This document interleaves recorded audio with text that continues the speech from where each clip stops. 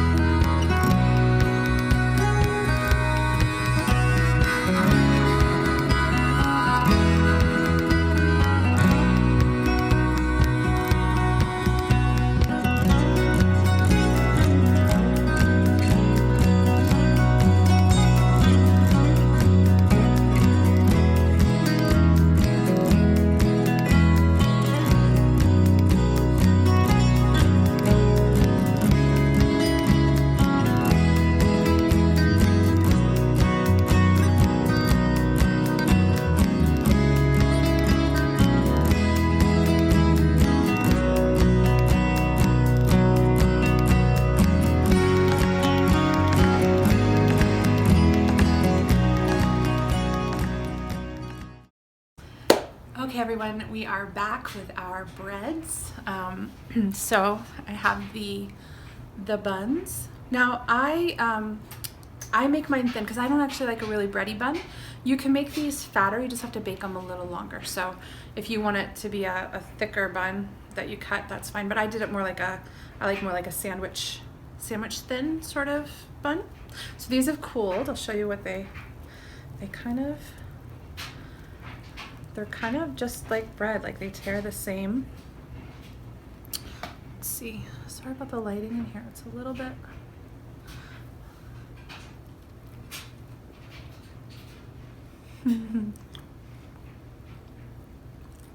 I like it because it's got that yeastiness that you get in normal bread, which is really great. So the buns are a little bit more chewy than the baguettes turn out to be. So you'll see the baguettes, this is from the baguette pan. And what the baguette pan does is it allows air to go all the way around, so you get that kind of bready, I don't know if you can hear that. That crustiness. I'll just rip it. So you can hear the crunch, but you see the, oops. But it's fluffy on the inside, which is what a good baguette is. It's crunchy on the outside, fluffy on the inside. I'm really happy about this one, guys. It's really good. So it's like bread. I love that.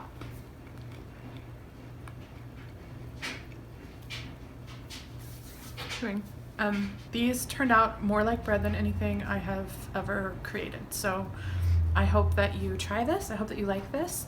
And they're so easy. Putting the liquid and the dry ingredients together so fast. One thing you'll notice that I put the yeast directly into, there's two tips. I put the yeast directly into the flour mix, but that's because I used QuickRise yeast. You have to use QuickRise yeast if you want to do that. If you have normal yeast, it still works, but you've got to proof it first. So you'll have to put that in the water with the maple syrup to let it sort of get foamy and bubbly. So you can do that. I'll see if I can put the instructions for maybe that down below, but I would recommend the QuickRise yeast because it makes everything go so much faster. You don't have to wait the 10-15 minutes for the proofing of the yeast. The other tip is that I use boiling water when I put the water in for the liquids, but you can't use straight boiling water right into the dry. The only reason I use boiling water is because when I put the maple syrup, the oil, and the applesauce in, it cools it down enough that it's nice and warm for the yeast, but not too hot that it'll kill the yeast. So if you're putting those ingredients in separate, if you're not mixing them all together in like a bowl first and then dumping them in, then your water can't be boiling. It'll kill your yeast and your bread won't rise or get the nice yumminess that it has. So just be mindful of that. Other than that, I think those are the tips. Please make this. It's really tasty. Please let me know if you like it. And I hope that all those folks out there that are coconut free and AIP get to use this well. So I will see you in the next video. Thanks, everyone.